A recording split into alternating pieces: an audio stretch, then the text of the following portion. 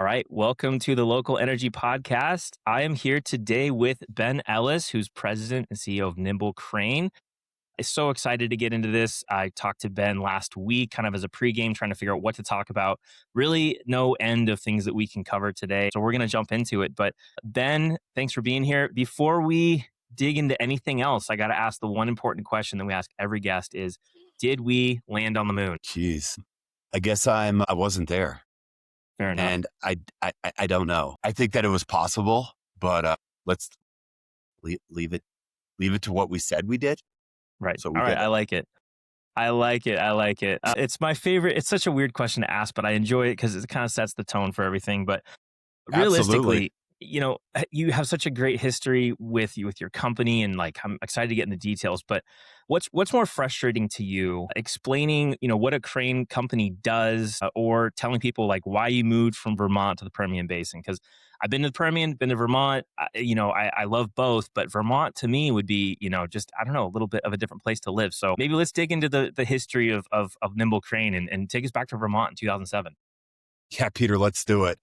First of all, none of it's frustrating. It's my story. I love it. It's amazing. It's a story of building something that has been pretty incredible. I started my career in Vermont. I went to a trade school and I became a builder, custom home builder. I built net zero homes at a really high efficiency level, platinum level homes. And in order to do that, we use stress skin insulated panels or SIPs and timber frame. A lot of time that required a crane. I looked at one of my bid projects and, it's going to be a few month project. And I looked at the quote for the crane and I said, I should just own this thing. So very shortly after, actually on that project, Manchester, Vermont, I purchased a crane. And at that point in time, I had a Class A CDL, NCCCO operator. I ran the crane, I ran the crew. And from there, I bought a second crane about 6 months later, put a second crew out there and landed on 4 cranes. They went from 23 ton to 55 ton, which was my largest at the time. And I ran 4 different crews from Vermont, Maine, Massachusetts, Connecticut. I did a lot of work out in Quogue on Long Island, New Jersey, Pennsylvania, and just worked in this area. What I learned very, very quickly about that was after 10 years, I still own the company, but 10 years in the business, what I noticed is having 40 to 50 employees working on construction sites, 1 crane operator. I kind of took a look at it and I was like, I can control this a lot better with multiple cranes and crane operators. So that took me to the next phase of my career. On a leap of faith, I jumped on a plane and flew down to San Antonio, Texas, drove myself out to Pecos and went to Pecos and I simply started knocking on doors. I got in contact that first day on the ground with a large operating company. I was able to get an interview process that day with the head consultant and he hired me. And 30 days later, I had bought a 275 ton crane, which I didn't have. 30 days later, I produced that crane on location, along with getting an MSA, establishing the insurance, the safety regiments, and everything they had to get that. Mm-hmm. And I purchased 2 cranes. So when I showed up, I had a 275 and 110 ton, and I knew nothing about the oil and gas space. Actually, the conversation went, son, I just looked up Vermont. There's no oil in Vermont. So what are we here to talk about? And I said, sir, we're here to talk about cranes. Then he goes, well, you got 5 minutes of my time. Well, I sold that meeting, got down there. And when I showed up, I had 2 cranes. He said, you put the cart in front of the horse. And I said, no, this one right here is on your completion side. This one's on your construction side. What I noticed when you're building these SWDs, you're using a really large crane more than you need. These guys are using too small of a crane. They're pushing the chart.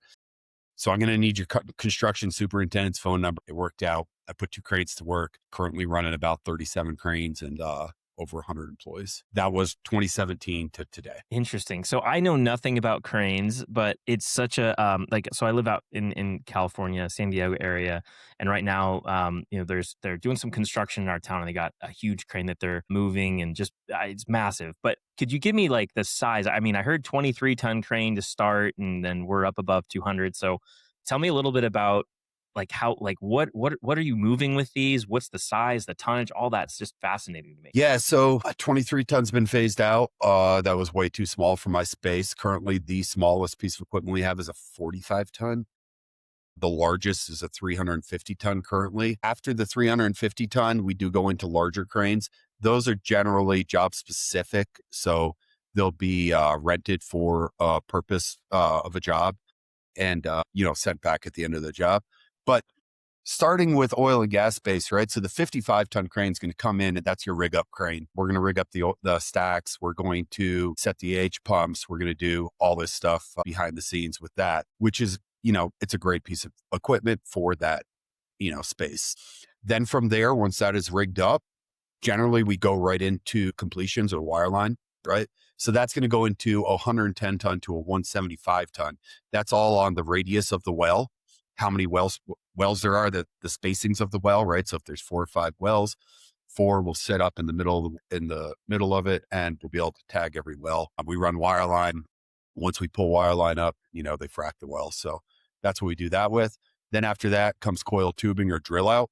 Drill out has to go to a larger crane, right? Because we're running more boom, actually less boom than wireline, but we're running enough stick, but the capacity has to be there, right? So sometimes, we'll have 50,000 on the block on that. So that's where you go to the 300 ton, 350 ton, 300 ton. Also, we're going to build compressor stations, move transformers, all this heavy stuff, right? Hmm. And then we'll get that in place. We'll slide it in with the jack and slide or whatever it is. If there's restrictions on power lines or elevation or any of that stuff, we'll do that.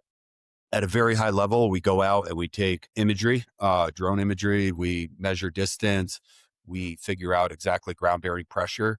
And then we build a 3D lift plan model off of that. The 3D lift plan is actual video that shows the piece of equipment setting that, right?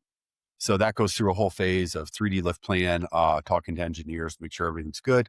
If that's all good, it runs through safety side. Safety goes through that. They make sure everybody's got the proper credentials. All of our stuff is digital. We use multiple software platforms to keep that, Hmm. present it to the customer, go out, execute the job, and we're out of there.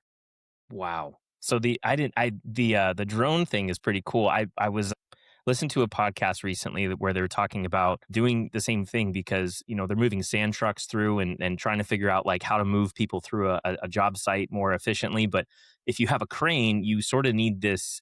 You need to be able to move all the things you need to move. So that's got to be a really cool piece of software that you guys are playing with. Really is. And the other interesting thing, you said these sand plants, right? So we work on them a lot of times, replacing Mhm. conveyors, silos, doing lots of maintenance on the sand plants. Those things, they require a ton of maintenance, right? You think about sand, bearings, all this stuff, Oh belts, yeah, wind, harsh environment, right? So they require a ton of maintenance. The cool thing is some of those guys are going like full autonomous, right? So there's autonomous trucks moving sand. There's conveyors that are moving sand. The largest conveyor built, I believe, in the country, was just built in West Texas, which is a fascinating piece of equipment. But yeah. they still require, cranes to come in and do maintenance on those new phases of construction with it. And really interesting space, all part of oil and gas. Honestly, when you look at it, you know, fundamentally, yes, you do need the oil, you do need the gas. So you got to find those resources. We have, top level geologists that are figuring that out and new technology every day with lateral drilling and everything that we're doing there. But equally, we need the water and we need the sand, right? So without that, we're not getting the oil out. Without Exactly. the heavy equipment, we're not getting that stuff in there. So yeah, the equipment space is amazing for me. The people are amazing for me. The team that is built Nimble, we call it Nimble Family. It Uh-huh. truly is people first, people over profit always, and it's a great organization. I am so proud to be part of it. Every day, I'm humbled to be the president CEO of this amazing team, and it's the Yeah. people. There's nothing Right. to do. It was my vision. It was my dream. But without them, I'm nothing. Without them, Nimble Crane's nothing. And you got Right. to remember that. That's really Yep. important. Are you guys so size? Are you guys doing work only in Texas? Are you guys working in other states? Give me a little like demographic of kind of where you guys are taking these huge because it's big machinery. So I can't imagine it's easy to move from point A to point B. So we have a division, West Texas. So that covers West Texas, actually, pretty much all of Texas, up into New Mexico. There's a ton of work. We have Hmm. gone out as far as, Colorado, Okay. Arkansas, a little bit, Yeah. Oklahoma. That's not typical. Currently, right now, we're actually following a fleet that's doing, it's in the energy space, but different than oil and gas. It's actually on the grid work side. But we're following a team all the way from Texas. This is going to be like a year-long project. Texas all Yeah. the way up to Maine, running up the East Wow. Coast, which is pretty interesting. And then from there, and those are all 55 tons, right? So this is bridge certified equipment, right? So it meets national bridge, right? Those cranes can go out with no permit, right? They're just under 80,000 pounds. They have enough axles. They can run at night. That's very, very easy to move. When you step up to the 110 ton, you need to have an overweight permit and you need to have an overwidth permit, right? So in the Mm, state of Texas, that's called a hub meter permit. Simply, there's a meter on the hub that you pay by the mile to run it, but you do have to run with restrictions. Other states, we're in Ohio as well, then you sometimes need a pilot car. You have many restrictions on moving. You have to get a permit every time you move it. And when you move a crane, from Texas to Ohio, which we do frequently, or Ohio to wherever, well, then I use a third party. They pull all the permits that are needed, make sure that we're compliant in every state, so we don't run into issues. If we need pilot service, we'll have a pilot service, mhm. however that may be. But the cranes roll on their own power. They, except for the crawlers, right? But the large hydraulics roll on tires. And then after that, there's fall off, right? So a 350 ton crane could be running 7 loads of fall off. And that fall off could be, certainly your counterweight, your jibs. Sometimes your outrigger box has got to come off and go back on. Whatever the configuration is, almost always ball or the block is off of the crane. So, that's, it's really dependent on where you're going, and it's pretty easily attainable. You just got to follow the rules and regulations, which brings us into DOT compliance. And, Yeah. like I have a whole DOT compliance clean team, and then I have a third party that audits my DOT compliance. I also do that on my safety side for my organization. Safety is key. I want everybody to be safe. I want them to work for a long time, and you know, make sure that we keep that going. We touched on this before we hit record, but talking about going into that safety side, right? So my impression of somebody that would be working or operating a crane was, hey, that's a high risk position, right? And the reality is they're not necessarily, but you guys are moving heavy equipment. There's all this stuff that you gotta. I mean, I'm just thinking of like just the chains and the straps and all the stuff you got to use to move some of this has to be like just the amount of attention to detail. But what are some of those other things that you guys are doing? You mentioned like facial recognition and all. I just would love to kind of hear like what are the safety things that like crane operators are looking at or looking for as they're, hey, I'm going to join Nimble, but I want to make sure it's a good environment. What are some of the highlights there? Well, starting off, when you join the team, we're going to do check your resume. We're going to check your references. You're going to come on. You're going to do, drug and alcohol testing. And then from there, you will go through what I call the green light process or vetting process. You'll shadow someone, and then you'll go through 3 different field supervisors on actual operation of a crane. Know your knowledge. Do you know about the load charts? Do you know how to run this piece of equipment? Can you do it safely? Mhm. Then that goes out to a road test, that goes out to a field test. And then they'll shadow for, 2 to 3 weeks with the senior operator. And then from there, we'll release you and get you on some basic jobs, see how you do, see how you perform. Everything that we do is digital. So all of your credentials, depending on what certificates you have on your CCCO, your Class A CDL, do you have a rigger cert?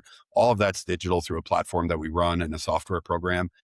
And all of that's audited by safety and third party safety. Going into telemetry, we have telemetry, forward, rear facing cameras, all facial recognition. So if you step onto my property, if you step into my piece of equipment, I will know who you are. And actually, at more of a level, they know who you are, right? So Yeah. Yeah. distracted driving is 100% no. You pick up your cell phone, you get a notification immediately through audio that Wow. you're distracted driving. Erratic driving, harsh braking, lane changes, it's all sends a report. And listen, you don't want many reports because you're not going to be here very long if you do. But that's just part of it. Like we got to operate safe, right? Yeah, we're moving heavy equipment. If I find that you move something without chains and you use straps to cut corners, it's Mhm. not going to be acceptable to safety side. Gotcha. That's why every haul truck has everything you need for rigging everything, right? Everything Got goes it. through a DOT inspection. So we self audit our equipment. And then honestly, I got to hand it to our service side, right? Our maintenance department is amazing. Everything gets LOFs on time. We run equipment in, we down equipment, put different equipment out there. We currently, we probably have 2 or 3 different pieces of equipment that are in for service side before they go back out on the ready line. And then we pull other equipment in, we take care of that. There's a team of, roughly 10 service guys. They have service trucks. They run out, or they do it. They'll do on location or at our facility. Cleanliness is close to godliness. We believe in all of our equipment needs to be clean. If I step into a piece of equipment and it's not as clean as my own personal vehicle, we've got an issue. And I'll step in any point in time. I can run a crane. I can drive a truck. Do I do it anymore? Not really. But yeah, that's the way I operate. That's awesome. So real quick, I've met both sides of the equation where there's some people are like embracing that safety culture like all the way through. And I love it because I don't know, there's just a different conversation that you can have with that company versus the guy that's like, man, like I got 300 people driving around West Texas and like I don't really have a driving policy or distracted driving. Like we track miles, but it's kind of like what would you say to an operator that's starting out to encourage them to really embrace that safety early? Because if you've been in this for 10 years, it's a lot harder to get everyone to retroactively change. You really have to like get everyone's attention. What's that conversation like to someone that's kind of new or stepping into building their own business really like on that safety side? Well, set your foundation, right? Like if you don't have a good footing underneath your concrete slab, Hmm. it's going to fail, right? And if you build walls on top of that and then put a roof on top of it, all of it's going to fail, right? I Hmm. don't believe in a roof. There's no ceiling here, so we just didn't build the roof. But we started with that foundation. We started with the forms. We put the footings in. We put the slab down. We built the walls. No need for a ceiling. There's no ceiling in this company. But without procedures and policies, SOPs, and absolutely making sure that everybody follows this, you've got Hmm. nothing. Yeah. Because if you have a crack in that foundation at the beginning, and if it's on your safety side, you will fail. I don't know when. It could be 10 years, it could be 15 years, it could be 20 years. Hmm. But listen, if you're not operating safe, you're not following the rule books, and you're not following the guidelines of OSHA, ANSI, and everything else, they're put there for a reason. Hmm. Are they hard to follow sometimes? Yeah. All right. Do you have to know a lot about it? Absolutely. Is it worth it? 110%. You got to Yeah. do it. You started your career fairly young. I mean, and so I'm curious, like, is that something that you learned early, or who were some of the mentors or people that helped like shape that story for you? Because it's not common for someone to start out in one industry, then like, okay, I'm just going to take what a lot would people would say that's too risky. I'm not going to go buy a crane. Like even showing up on that first day out in Texas, right? You went and bought two cranes, and the guy's like, "You're getting ahead of yourself." You're like, "No, like I've got this figured out." Like that confidence isn't common. So, did you have anyone that was helping build you and mentor you early, or anything that kind of stands out from that era? Yeah, I've got tons of mentors, right? I can think back to the construction fates, Ted Benson, huge mentor, right? He's like one of the godfathers of timber framing. And in order to work for his company, we had to reach a very, very high safety standard, policies, procedures, the whole 9 yards. We had to go through a vetting process, certified to put up his product. That was heavily reliant on safety, rigging, how we were doing it. So early on, mentorship there, but also going through tech. I was in a vocational program. I never went to college. I did vocational instead because I knew I was going to work with my hand and build something.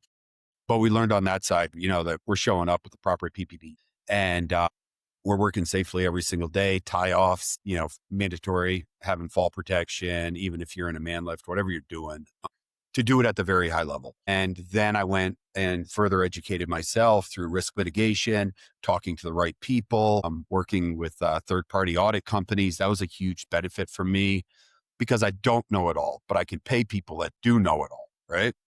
So they come in and they say, well, what about this procedure? Like, how are you doing it? Oh, well, here's how we're doing it.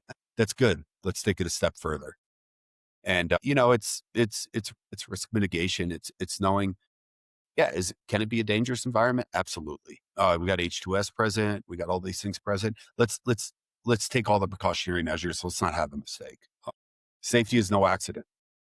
Yeah, I completely agree. And so one other thing that we touched on is you kind of have this, you don't believe in a ceiling, which I love that.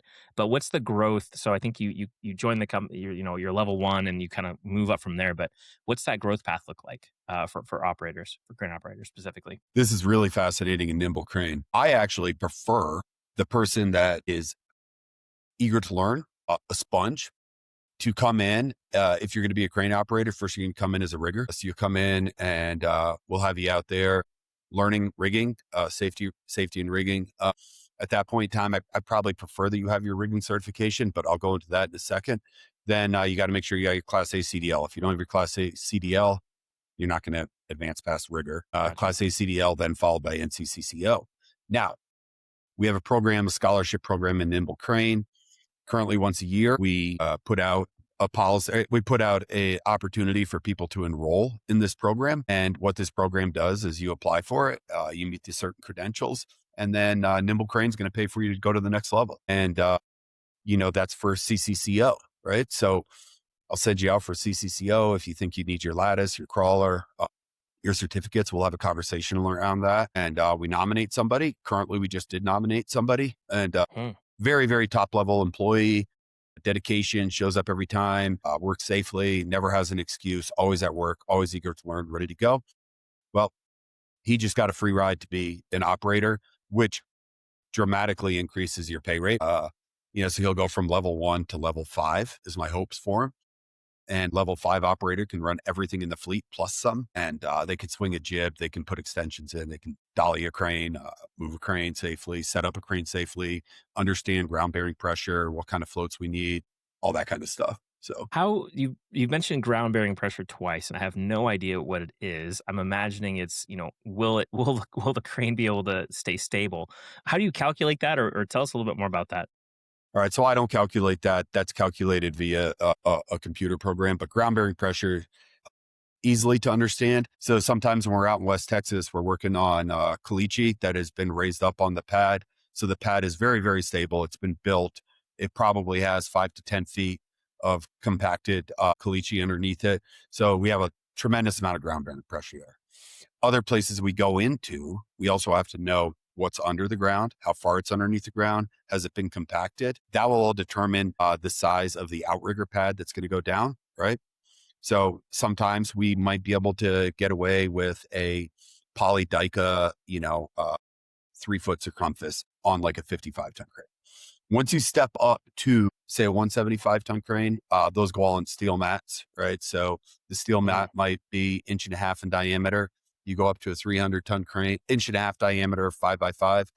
You go up to a 350-ton crane. Sometimes we need to run an 8x8. That's going to be 2 inches in diameter. Like obviously very, very heavy. They have Mhm. lifting eyes on them. Everything gets lifted with tag lines, right? So nobody's near it. So 2 tag lines on either side. That goes onto the trailer. Everybody's out of harm's way. And Wow. that's kind of goes Okay. into the ground bearing pressure at a very entry level. Again, I have software programs. I have people that do this through 3D lift plan. And, that's all part of the business. Yeah.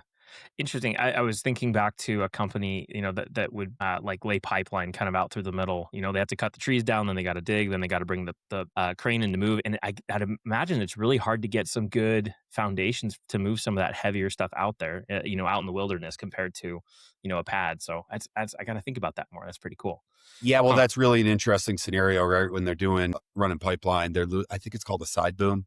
They're running on Okay. tracks. Hmm. They have counterweight on the opposite side of the boom.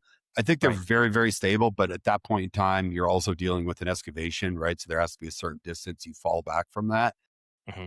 But they're also dealing, I believe that they really know exactly the weight of the piece of pipe, and they're probably only running at 75% load capacity, which generally goes low risk. Cranes are like I operate my cranes around 75% load capacity also. That Sure. gives you a serious safety buffer. And we also have a reporting system that goes back to dispatch, to 3D lift plan, or I'm sorry, to safety.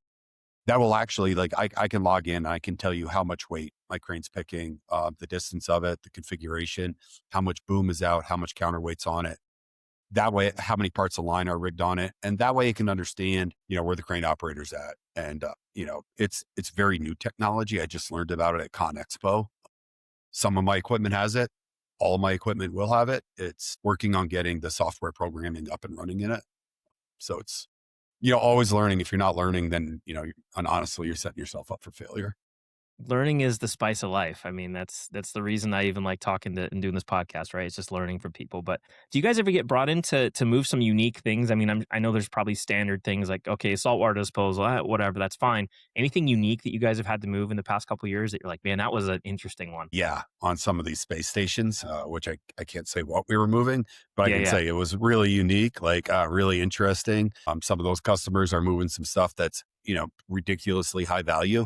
Hmm. So you got to be really, really determined or safe on that and know exactly what you're doing. The data center space, some of these transformers and stuff are moving ridiculously heavy, and they'll go into a jack and slide, because sometimes they're going under a containment or whatever it may be. So we'll set Mm, it down. We'll put this on a jack and slide system and move it in, which is, high level rigging. The communication system, like cell phone towers, that kind of stuff, that's really, really cool. Those guys are absolutely like top level in the industry on construction side. They are so fast. They're hmm. so nimble. Sorry. Yeah, They'll yeah. climb a tower. They'll do anything. And, 2 points of safety, 2 points of connection fall off and they'll go up the tower so fast, sit there Hmm. with their tools, pin the tower. Those guys are fascinating to watch. Excellent field. Have you seen the guys that work on the power lines that go up on a helicopter? Have you seen those videos before? It's unbelievable. Like some Yeah, of those bigger ones, absolutely. The- crazy, just crazy. yeah. And the guys that are running, the helicopter cranes Yeah. Oh, out of wait, what? control. A helicopter crane? What are you talking about? Yeah, so a lot of times, building like these ski areas that are nearby, right? You can't put a piece of equipment on it; it's too Okay. steep. Yeah. And what they'll do is they grab the towers or whatever they're building with the helicopter, and they run so ridiculously fast. The helicopter comes in, it's got a whip line on it, drops it down, grabs the tower. Then they got to stand the tower up, right? And they got to get Hmm. it vertical without it sliding out. So they'll stand the tower up they go. And when they come in, they're coming in so fast. The tower's coming in at an angle behind them. They rotate the rotor, right? And they bring it and they drop it in straight. And I think it's called a static line, right? Because it builds all the static electricity. So that has to get grounded before the guys can grab the tag lines. And they set it, drop it, go after the next one. Absolutely fascinating to watch. No These kidding. guys that are doing crane work with helicopters, they're doing it in cities too, right? Hmm. Setting big AC units, cooling units, condensers on top of buildings. It's data communication. They're doing it with helicopters, and it's absolutely fascinating. I love seeing it. I love aviation, so I think it's really, Hmm. really cool. Both my brothers are pilots and they've got some fun stories, but I'll have to ask them about that and be like, do you guys ever think about that as a career? Because they like that. They're kind of the adrenaline junkies. Like Yeah, I'm the oldest. I'm the most. I don't know, I do paperwork for a living for the most part. They get to go fly crazy things. So that's that's a fascinating crazy because there's a story. lot of people that leave military, fly military aircraft, Hmm. and actually we have an employee that left the military, did not fly, and she's this remarkable woman, and she currently flies a helicopter. She took a leave flying a helicopter, and she's doing some of this work, and she's absolutely fascinating. Driven, very young. She has Class A CDL. She has an NCCCO operator. She Dang. has a commercial pilot's license. She's flown fixed wing rotator. She's awesome, and I just embrace it. I think it's amazing. It's great technology, and it's given us the ability to get data communications, grid work in areas where we haven't been able to get it before. So expand the network. We're only using more bandwidth. We all know what our cell phones can do these days. It's fascinating. Yeah, I have an interview tomorrow. Guy's going to be out on the field. It's going to just log into the app and we're going to have a call. Like couldn't do that even 10 years ago. It wasn't there, but now it is. I know. Look at All thanks to Starlink, right? Like everywhere I go, I've got yep. amazing stuff. I run Starlink on a lot of my stuff, and Oh yeah, it's it's absolutely awesome. amazing. Yeah. So we'll bring things back to the ground here a little bit. You had a conversation over dinner once with Dr. Ray Perryman and kind of looked him up a little bit, but you had asked him a couple questions. One was about housing, and then one was about the trade. So I wanted to just dive into that. I thought it was a fascinating kind of conversation you had there, and what your takeaways were. Yeah, so that was really interesting. I got invited to a private home for it was called dinner with the Perrymans, evening with the Perrymans. And I didn't really know much about Dr. Ray Perryman. I did some research on him, and wow, what a fascinating individual. And, he's an economist that looks heavily at the oil and gas space. And after his presentation, he took a Q&A. The presentation was on the history, the current, and the future. And my table, we asked a question. what do you foresee as the problems within this space? Right. And he came back and he said two things. He said, one, housing, right? So we're not going to have enough housing in, at that point in time, it was the Permian Basin. That's really expanded out of the Permian Basin, but we're going to need more housing. And what I've noted in my area where my home is in Odessa, Texas, wow, all this land that used to just be surface land, there's mineral rights underneath it, is now all development, right? There's houses, track houses going in, communities going in left and right. They're constantly building. So we're really taking care of the housing side at a very high level. And I'm really happy to see that because, I mean, yesterday I picked up a new house. We do house our employees because most of them fly in. And then the other side of that is the people, right? So if we don't have the people, we don't have the guys that are going into vocational, that are going into an understanding of the energy space, we're just going to be a book that the first chapter has never been written, right? And if we don't have that, we're going to fall behind. And in the United States, it is our number one export, and it's a driving factor. We also currently have one of, if not the largest known natural resources that are easily accessible, not the largest natural resource but the most easily accessible with new technology that we figured out, lateral drilling and all this other stuff, Mhm. moving to electric over diesel pumps, what we're doing with our off gassing, how we're capturing that, how we're powering this stuff with electricity is absolutely fascinating.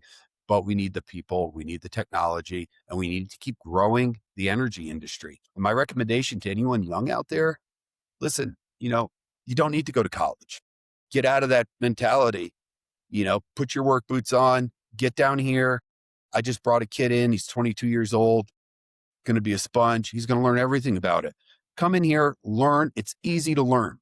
Also, it's going to pay you really well, right? You can come into my industry and you're going to probably start around 75 grand a year. That's great. You can start there Mhm. I've got kids that are 19 years old that are working for me that are making 70, you know, bring them in, train them up, learn how to do it. You could make a quarter million, Mhm. and you can do that in 4 years' time, or you can go to college. I'm not saying it's the path for everyone. We still need those people in college. We still need those people doing that, but we need the trades and we need people to come out there to learn the trades, to work hard, dedication, perseverance, work safely, learn everything you can about it. And I'm telling you right now, get into it. I did it. It's been super rewarding. And also, Mhm. in all aspects of life, it's what I know. It's what I do. I didn't go to college. Yeah. I've never been the type of person to work a 9 to 5. I don't really believe in work-life balance. I just tend to mix it together, and that's been my kind of my lifestyle ever since I was 17. Just moved out and I said, "I'm gonna go do my own thing." But that said, I'm guessing that a rig operator, you guys aren't running 9 to 5 schedules either. It's not banker's hours. So, what does like a typical day for your guys look like, that are out in the field? Well, we're 24/7, 365, right? So your field your people generally 10 to 12 hour work shift. Then that falls into, timeout, right? So you're going to need to, you can do that for, I don't remember the hours of service, but for a certain amount of time. And then you're going to take time off and then rotate back in your shift. We have Gotcha. multiple schedules. I think the most common would be 14 and 7, right? So 14 on, 7 days at home, Mhm. 7 days at home, go do your own thing, come back, be refreshed, go to work. We rotate between 10 and 12 hours, right? So you rotate out of service, you're out for 10 or 12, then you're back and you're going back to work. So that's the rotation process there. Again, all of that is controlled digitally, right? So facial recognition, I know where you are, I know how often you've worked, I know how many hours you're working. And then that goes into DOT safety side, knowing that, listen, if we're out of people, we're just out of people. We can't take the job. If we got people that are resting, they're out too. Right. So Gotcha. that's how we run it. But no, it's a 24/7, 365. I've been running that way for 7 years. I have not had a single down day in 7 years. Wait a minute, 9 years. Okay. So that's how Yeah. we operate.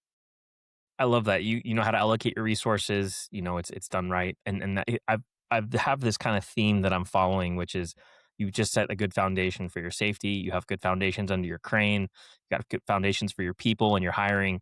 One thing I really want to touch on as we get closer to the end of our time here, though, is giving back. So I got a couple photos sent over from Josh. and it's all these cranes that are wrapped and, just really cool things there. So would love to talk about the nonprofits and giving back and all the other stuff that you're involved with there. Yeah. So Josh Robbins, COO of this company, dear friend, love him to death. We work together hand in hand every single day. Amazing individual.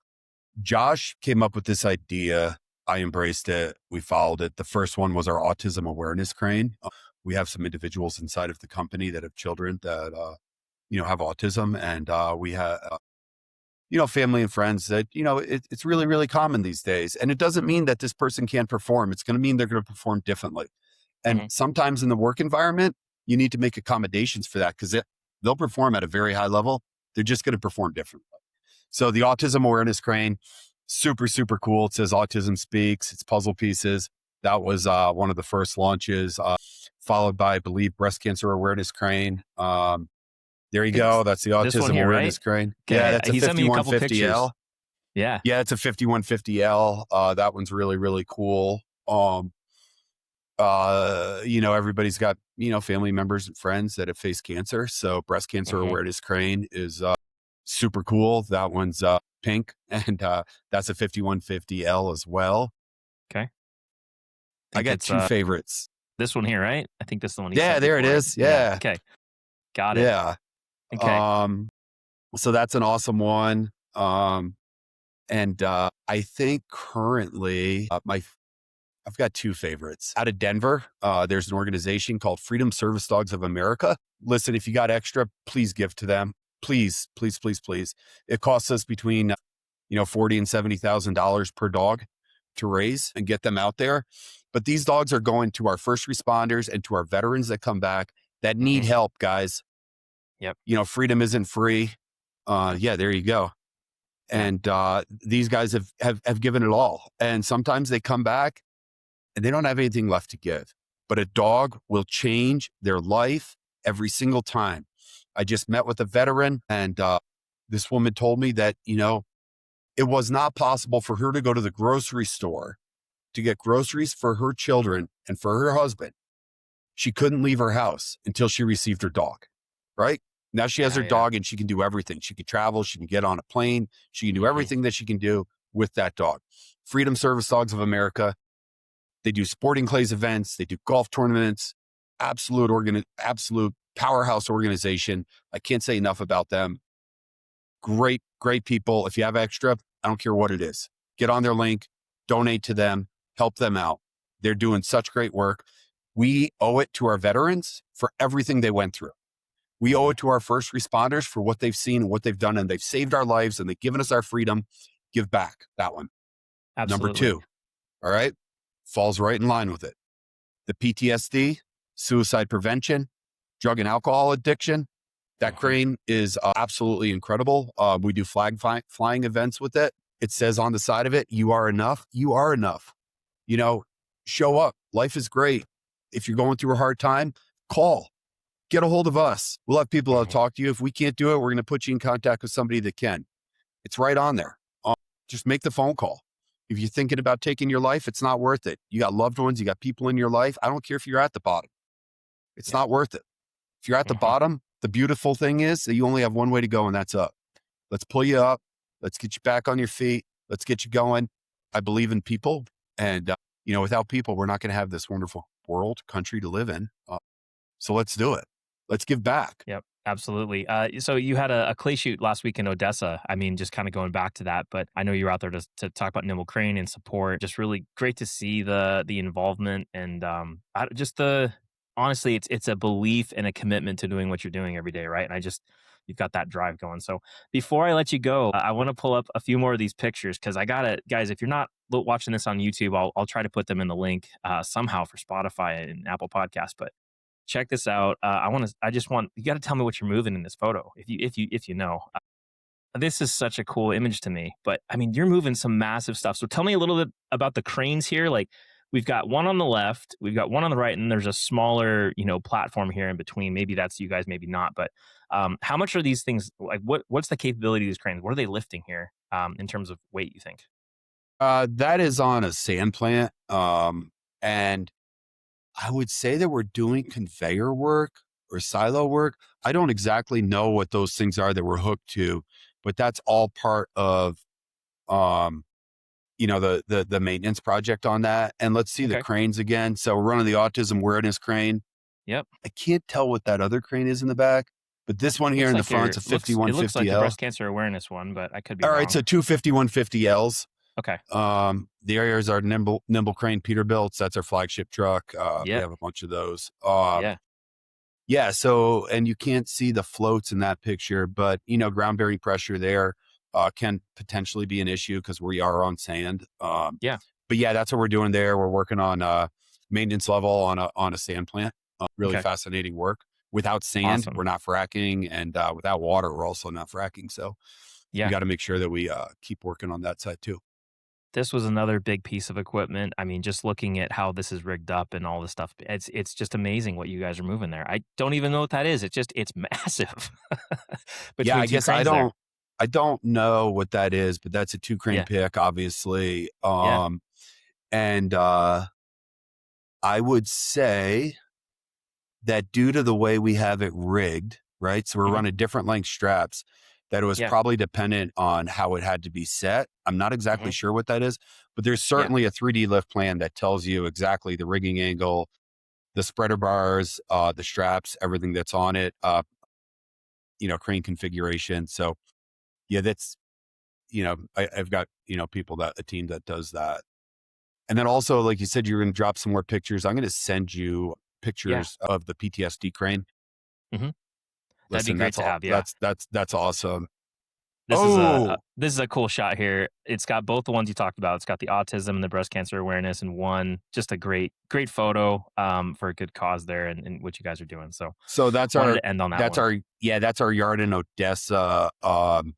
We were probably setting that up just for the picture. We just did an amazing 4th of July party. We had fireworks that were off the hook, and Love it.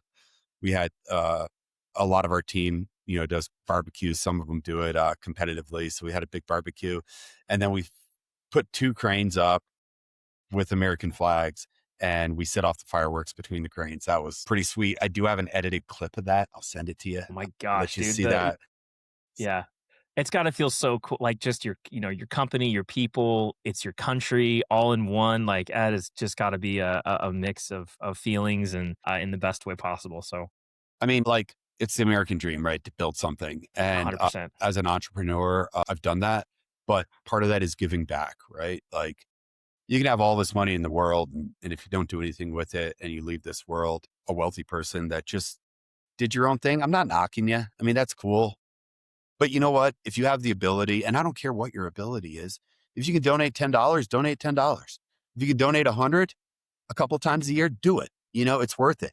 Cut down on your Starbucks, man. Like, cut down, don't go buy that. Don't go buy that fast food, or don't go out to dinner. Right. Give that money back. It's going to go a Yep. lot further. Feed people, like, we're in need. Everybody's in Yep. need. 100%.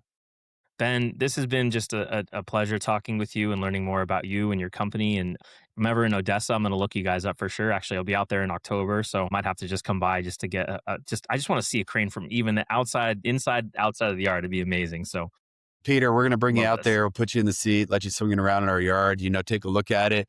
I know that we have in late September, September 25th, Freedom Service Dogs of America is doing a sporting clay in Okay. Odessa. Yeah. That's going to be amazing. And then they have another one coming up in Houston. I believe it is in October. We'll be at both. And, it's awesome. I love shooting sporting clays. Josh Robbins will beat me every single time. He's one of the best guys I've ever seen shoot clays. Yeah. He used to shoot competition level, and he's really, really good. But Josh and I will go out there and we'll bust some clays and raise some money and, get in there, like, get it done. We have gun boards, we have raffles, we have door prizes, throw in some money, buy some tickets. Let's go. Let's raise some Yeah. money. You're doing it for a good cause. I love it. All right, guys. Well, I'm going to wrap up here. Ben, I'll Thanks, have Peter. all the links. All the links will be in the show notes. Anything else you want to send over, make sure I grab it. I'll make sure people know how to find you, can connect, and then obviously all the the nonprofits you're with, and we'll make sure that's loud and proud. So, thank you guys for being here on the Local Energy Podcast. We'll see you again next week. Yeah. Thank you, Peter. Have a great one. It was All right, awesome. thanks, Ben. Bye bye. Thanks.